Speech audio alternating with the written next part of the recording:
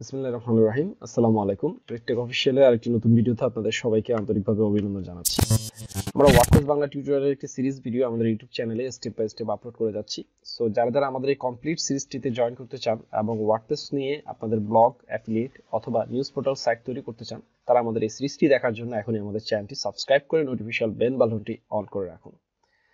So আজকে আমরা যেটা শিখবো সেটা হচ্ছে ওয়ার্ডপ্রেসের ভিতরে আমরা কিভাবে আমাদের একটি ইমেজ গ্যালারি পেজ তৈরি করতে পারবো এবং কিভাবে আমরা সেই ইমেজ গ্যালারিটা অ্যাড করতে পারবো। তো এটার জন্য আমরা কোনো প্লাগইন ইউজ করব না, এটা আমরা বাই ডিফল্ট ওয়ার্ডপ্রেস থেকে আমরা এটা তৈরি করব।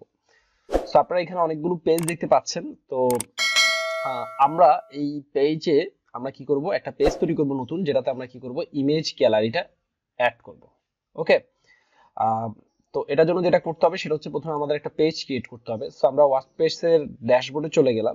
ওয়ার্ডপ্রেসের ড্যাশবোর্ডে যাওয়ার পরে সেখান থেকে আমরা চলে যাচ্ছি হচ্ছে পেজেসে। দেন আমরা অ্যাড নিউতে যাব নতুন একটা পেজ তৈরি করার জন্য। তো আমাদের পেজের নাম দিচ্ছি আচ্ছা আমরা ইমেজ গ্যালারি, মানে আমাদের এই ব্লগে যত প্রকার ইমেজ আমরা আপলোড করব সেই ইমেজগুলো এখান থেকে পিপলরা দেখতে পারবে। শুধু তাই নয়, এই ইমেজগুলোতে সে ক্লিক করলে আমাদের কোনো পোস্টও পড়তে পারবে। ঠিক আছে, সো আমরা বলেছিলাম যে ওয়ার্ডপ্রেস যখন কোনো পোস্ট আমরা দিব সেক্ষেত্রে আমরা কি করব, প্রথমে সেভ টু ড্রাফটে দিয়ে দিব এবং এটার পার্মানেন্ট লিংকটা আমরা সেট করে দিব। তো পার্মানেন্ট লিংকটা যেটা আছে এটাই থাকবে। আপনি চাইলে এটাকে আরো শর্ট করে শুধুমাত্র গ্যালারিও রাখতে পারেন। ঠিক আছে, শুধুমাত্র গ্যালারি রাখলাম। ওকে, তো এর পরবর্তীতে আমরা এখানে ওয়ার্ডপ্রেসের যে বাই ডিফল্ট এই যে এখানে যে মিডিয়া অপশনটা রয়েছে এখান থেকে আমরা কি করব, এই যে ক্রিয়েট এ গ্যালারি। ঠিক আছে, সো এই create a gallery option click করলে আপনারা এখানে দেখতে পারবেন এখানে ফাইল সিলেক্ট করার কথা বলছে। সো ফাইল আপনি চাইলে আপনার কম্পিউটার থেকে আপনি সিলেক্ট করতে পারবেন। আবার আপনি যদি চান আপনার ওয়ার্ডপ্রেসের ভিতরে যে সকল ফাইল রয়েছে বা যে সকল মিডিয়া আপনি সেট করেছেন সেগুলো আপনি দিতে পারবেন। তো আমরা এখান থেকে আমাদের ওয়ার্ডপ্রেসের ভিতরে যে সকল ইমেজ আমরা ব্যবহার করেছি আমরা সেগুলো দিচ্ছি। তো আমরা এখান থেকে এটা নিলাম, এটা নিলাম, এটা নিলাম, এটা নিলাম এবং আমরা এটা নিলাম, এটা নিলাম, এটা নিলাম, এটা নিলাম। আমরা কিছু ইমেজ আমরা নিয়ে নিচ্ছি যাতে আমাদের গ্যালারিটা আমরা সুন্দরভাবে কি করতে পারি, প্রেজেন্ট করতে পারি। সো আমরা মোটামুটি অনেকগুলো ইমেজ নিয়ে নিচ্ছি। ইমেজগুলো নেওয়ার পরে এগুলো আমাদের গ্যালারিতে আমরা শো করব। ওকে, তো গ্যালারি একটা নাম দিয়ে দিতে পারেন। তো আমি জাস্ট এখানে গ্যালারির নাম গ্যালারি, ইমেজ গ্যালারি রাখছি, টাইটেলও দিলাম ইমেজ গ্যালারি। দেন আমরা কি করলাম, create a new gallery. Okay, so গ্যালারিটা তৈরি করার সময় এখানে দেখেন এখানে একটা কথা বলছে যে লিংক টু। হ্যাঁ, আপনি কি এটা এই সকল ইমেজকে আপনি কোনো লিংক রিলেশন করতে চাচ্ছেন, অর্থাৎ এই ইমেজগুলোর সাথে কি আপনি আপনার যে পোস্ট রয়েছে সেই পোস্টটা অ্যাড করতে চাচ্ছেন নাকি এটা এইভাবেই থাকবে।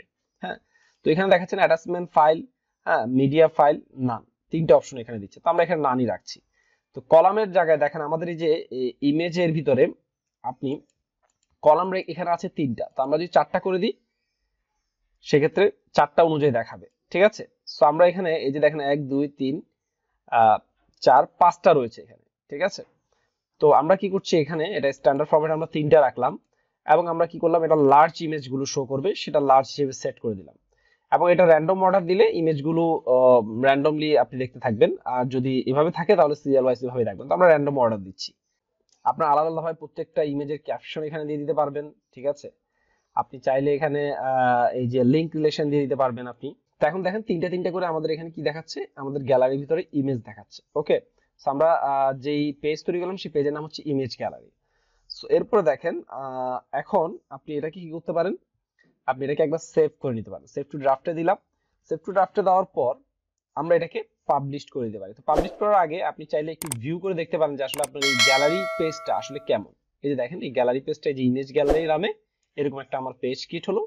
এখানে দেখেন বিভিন্ন ধরনের কি ইমেজ দেখা যাচ্ছে আমার ব্লগে আমি যেগুলো তৈরি করেছি। এখন অনেক এভাবে আপনারা খুব চমৎকার ভাবে তৈরি করে ফেলতে পারেন একটা ইমেজ গ্যালারি, যে গ্যালারিটার মাধ্যমে আপনার ওয়েবসাইটের যত ইমেজ রয়েছে সেই ইমেজগুলো আপনার অডিয়েন্সরা দেখতে পারবে। হ্যাঁ, এবং আপনার এই ইমেজ গ্যালারির মাধ্যমে আপনার ওয়েবসাইটের ট্রাফিক এক পেজ থেকে অন্য পেজে যাওয়ার কিন্তু পসিবিলিটি রয়েছে। তো দেখেন আমরা খুব চমৎকার ভাবে কিন্তু আমাদের ইমেজ গ্যালারিটা তৈরি করে ফেললাম। এখন পাবলিশড অপশনে ক্লিক করলে আমাদের ইমেজ গ্যালারিটা পাবলিশড হয়ে যাবে।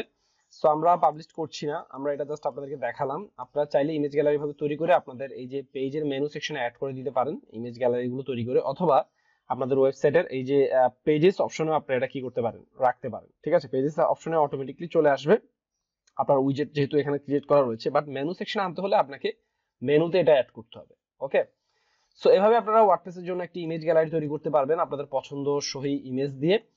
তো আমি এখানে খুব চমৎকার ভাবে আপনারা তৈরি করে ফেলতে পারবেন একটি ইমেজ গ্যালারি। এটা কিন্তু আমরা ওয়ার্ডপ্রেসের বাই ডিফল্ট ওয়ার্ডপ্রেসের ডিফল্ট এডিটর থেকে এই ইমেজ গ্যালারিটা তৈরি করলাম। এটার জন্য কিন্তু আমরা কোনো কি ইউজ করিনি, কোনো প্লাগইন ইউজ করিনি। খুব সহজভাবে কিন্তু আমরা এই ইমেজ গ্যালারিটা তৈরি করে ফেললাম। এবং আপনি চাইলে কিন্তু আপনার ওয়েবসাইটের আপনার ওয়েবসাইটের মেনু সেকশনে অথবা আপনার ওয়েবসাইটের পেজ সেকশনে কিন্তু এই ইমেজ গ্যালারিটা অ্যাড করতে পারেন। ওকে, সো আজকের ভিডিওতে এই পর্যন্তই। আশা করছি আপনাদের জন্য ভিডিওটা অনেক হেল্পফুল হবে। যদি ভিডিওটি ভালো লাগে অবশ্যই ভিডিওতে একটি লাইক করবেন। নেক্সট ভিডিও দেখা হবে নতুন কোনো টিপস নিয়ে। সো আজকের ভিডিওতে এই পর্যন্তই। সবাই ভালো থাকবেন। ধন্যবাদ।